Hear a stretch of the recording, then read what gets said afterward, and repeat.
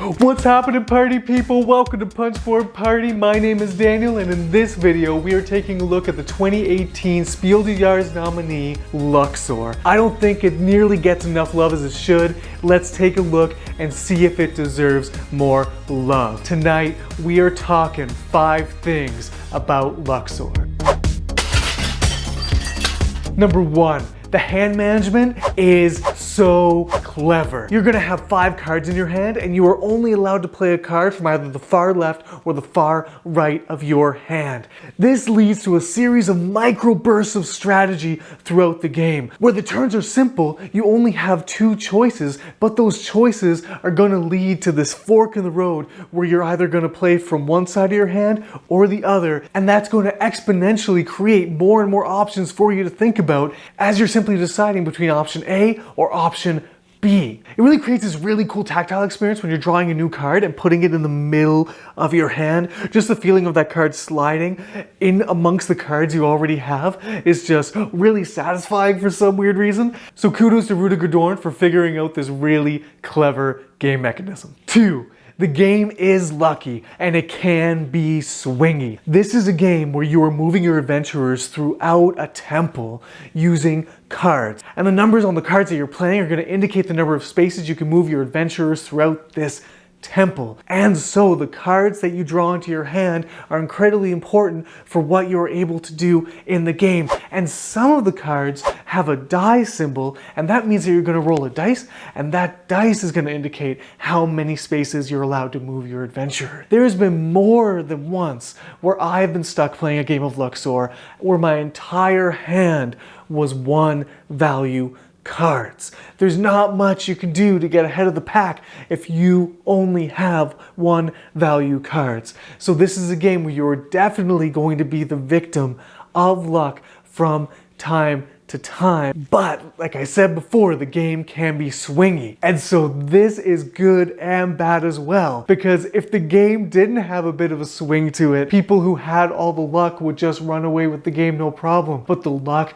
can turn in a heartbeat. And when you were at the back of the pack 1 turn, now you are all of a sudden leading the way. So this is one that for you as a player, you're gonna have to figure out if the luck to strategy ratio is too out of whack for you or not. Number 3, Luxor avoids becoming repetitious in a very surprising way. Luxor turn to turn is going to be very similar. There's all these artifacts out on the board, and you're trying to move your adventurers onto these artifacts, and the artifacts kind of have a limit break. Like once you have 3 of your adventurers on artifact space, then you'll be able to collect that artifact. So as you're going around the board with your adventurers, you're collecting more and more artifacts to complete sets. So as everyone's going around the board is drying up, and yet as you go around the board, you're going to unlock more adventurers, and they're going to start at the beginning of the temple. And so because you've kind of picked over the beginnings of the temple, there's not a whole lot for these other adventurers to do. But Luxor accounts for this in 2 really cool ways. Sometimes when you collect an artifact, it's going to reveal a temple tile space. So you're going to put these purple temple tiles on those spaces, and when you land on these tiles, they're going to activate another ability. Maybe you're going to collect scarabs, which are random numbers of victory points, I think between 2 and 4. Or maybe it's going to reveal an opportunity to grab a wild artifact, which allows you to complete these sets of artifacts faster. What's really cool is that some of these temple tiles reveal a tunnel. And so they could just skip your adventurer from the beginning of the board to midway through or even to the end of the maze. So these temple tiles really achieve 2 things. They keep the front half of the board interesting even to mid and late game, and they also give you chances to move your adventurers faster through the tomb. The other way this game avoids being repetitious is the Horus cards. So there's these yellow cards, and they're special cards. They do really cool things. They allow you to do things like move all of your adventurers at one time, or they let you choose how many spaces you're going to move your adventurer, between 1 and 5 spaces, so they give you some flexibility. And in order to get these cards into your hand, you got to go on these special Horus spaces, and then you're allowed to take a Horus card. And at the beginning of the game, that's the only way that you're going to get these Horus cards into your hand. But once you have to reshuffle the deck, all the players have been discarding these Horus cards into the discard pile. So all of the Horus cards that have been used up to that point are now reshuffled into the main deck. And now, just by drawing from the top of the deck, you can land yourself some really cool cards. So the back half of the game becomes a lot more interesting because you're landing these really cool cards, even if you haven't been going after Horus cards throughout the entire game up until that point. And so this also keeps the game really exciting. And I find that with these two factors, the temple tiles and the Horus cards, keeps the game exciting and the players on their toes as they're able to do a lot more faster as the game progresses. 4. I wasn't expecting it, but this game creates jump out of your seat, woohoo moments. I was playing this game with my wife Sarah, and I was racing around the board trying to get to the center of the temple. Once there's 2 adventurers at the center of the temple, the game is going to end, and whoever has the most victory points at that point wins. So I was really trying to get both of my adventurers in the center before she could get any of hers. And then right at the end of the game, Sarah utilized one of those secret passages tiles that I was talking about, and she jumped 2 of her adventurers right from the beginning of the game to the end of the game. And she was there. She ended up getting into the temple center before I could. And we were just like, whoa. But it was really exciting to have this moment of feeling free and clear. And then all of a sudden that was taken away in an instant. That was just really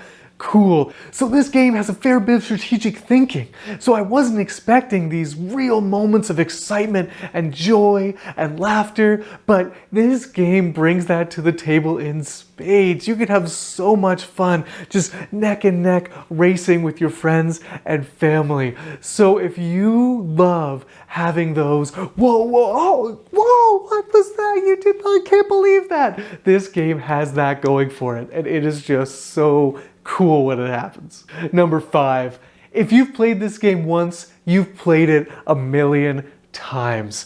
And that's just the reality. This game isn't bringing a lot new to the table time after time that you've played. Once you've played it, you figured it out. You know what you're doing. The turns are simple. The objective is simple. You're just trying to get the most amount of victory points by collecting sets of artifacts and getting your adventure further through the paths of the temple than other players. And a lot of that is going to be determined by the cards that you get in your hand anyway. I think this is where Luxor gets its haters from, because it is what it is. Yes, it's a bit lucky.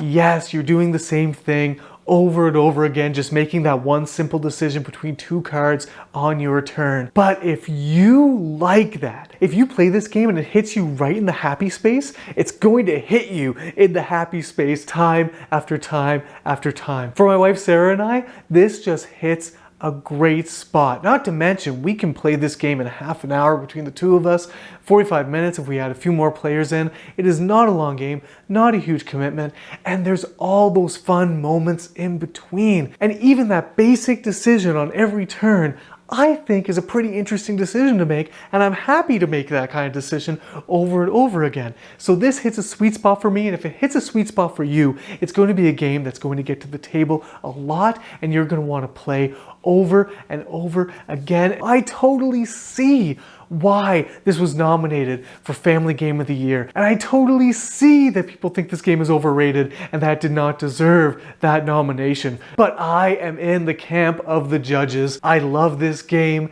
and yes, it's going to be samey, but if you like what it is, that won't bother you at all. There we have it, party people. 5 things about Luxor, and yes, I do think Luxor deserves more love.